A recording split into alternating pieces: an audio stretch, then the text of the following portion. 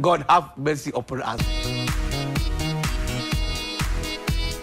10 бөгелекке 10 көбелек келіп қонды, 10 бөгелек 10 бөлек, 10 көбелек 10 бөлек кетті. Абат абдырағыш па, абақ абдырағыш па, абат абдырағыштау, абақ қодыраңдағыштау. Умартаға балалар барар, балаларды аралар талар.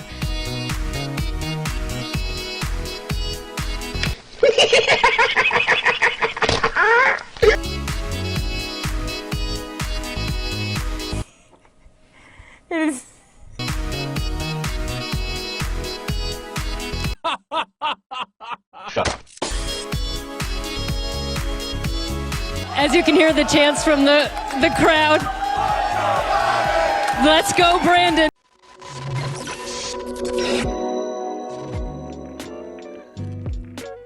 If you think it's embarrassing being here in America and watching Joe Biden and Kamala Harris go around the world and embarrass our nation, yes, the president of the United States is a reflection of our country. If the president is a weak, old, fragile man who craps his pants, that makes us look very stupid. He's our representative around the world. That's the reality. You think it's painful here at home. You got to be checking in on what people around the globe are saying about Joe Biden, what various reporters and news anchors and personalities are saying about our leadership here in America. It's utterly devastating. You can tune in to Tucker Carlson every night, but that's an American's perspective on an American president. It's savage. Here is what the notable news personalities around the world are saying about America behind our backs. Go. This man needs a retirement home and a warm bowl of soup, not access to the nuclear codes. Hey, Sleepy Joe, I think it'd be less confusing if you just turned the teleprompter around and let us read it for ourselves. When he's not making a fool of himself misreading auto cues, Biden is making utterly incomprehensible decisions that further weaken the US. And then this our incoherent rambling about men on the moon and aliens. Listen to this embarrassing diatribe. You got the vaccination? Yeah. Are you okay? I mean, you seem, no, it works. Or or the mom and dad, or the neighbor, or when you go to church, or when you're, no, I really mean it. There are trusted interlocutors. Think of the people. If your kid wanted to find out whether or not there's a man on the moon or whatever, something, or, whether those aliens are here or not, who are the people they talk to beyond the kids who love talking about it? What? Man on the moon, something. As you can imagine, the reporters around the world are pretty shocked that Joe Biden doesn't have the capacity to speak the language of the nation that he leads. Joe Biden can't speak English. Joe Biden doesn't have the ability to garble out words from his dentures and his Werther's Original clanking around in the back of his mouth. What are foreign reporters saying about Joe Biden's inability to speak English? Watch. What in God's name is Joe Biden trying to say? No, the little expression, time is money. As one computer said, if you're on the train and they say Portal Bridge, you better make other plans. Let's leave that to one side and see what else the president said this week. In fact, we're taking a page from Terry's book when he was governor and when he'd be governor next time.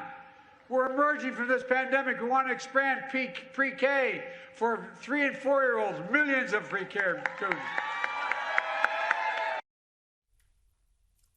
This man needs a retirement home and a warm bowl of soup.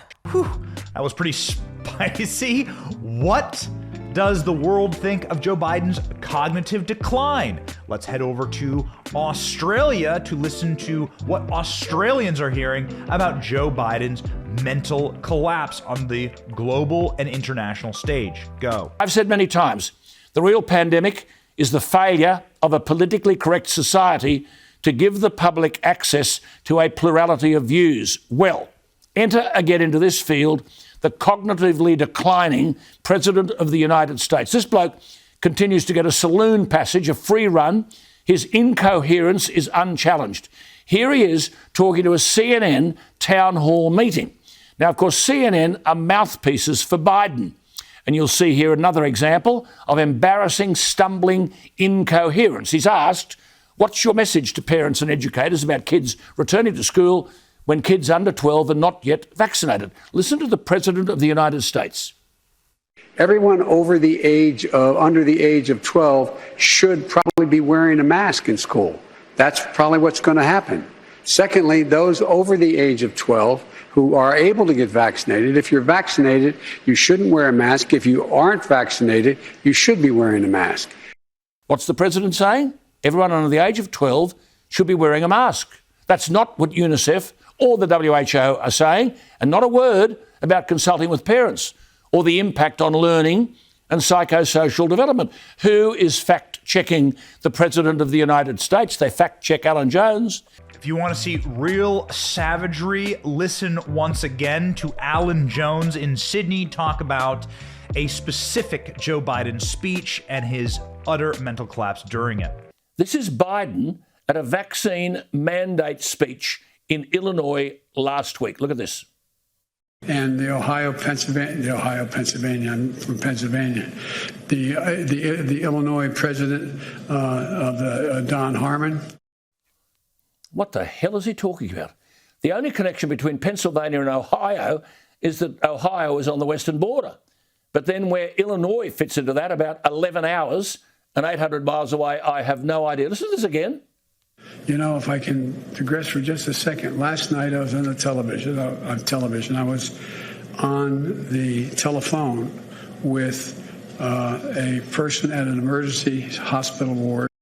Television, telephone. I suppose in Biden's state of mind, they're all the same. And just imagine if any leader said this. Let's be clear. When you see headlines and reports of mass firings and hundreds of people losing their jobs, look at the bigger story.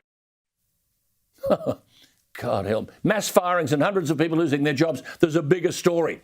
Well, he's right in a sense. The bigger story is that the West is at serious risk under this bloke's leadership. Things are so bad that that same Alan Jones is calling for Joe Biden to resign from the presidency. It's really something else. Listen.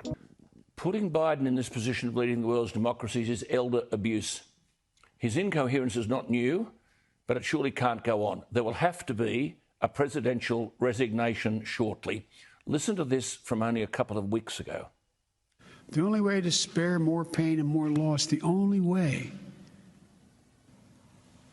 These millstones no longer mark our national mourning. These milestones, I should say, no longer mark our national mourning. God help me. And if you think it's just Joe Biden, you would be wrong, because Kamala Harris gets her own as well on the international stage.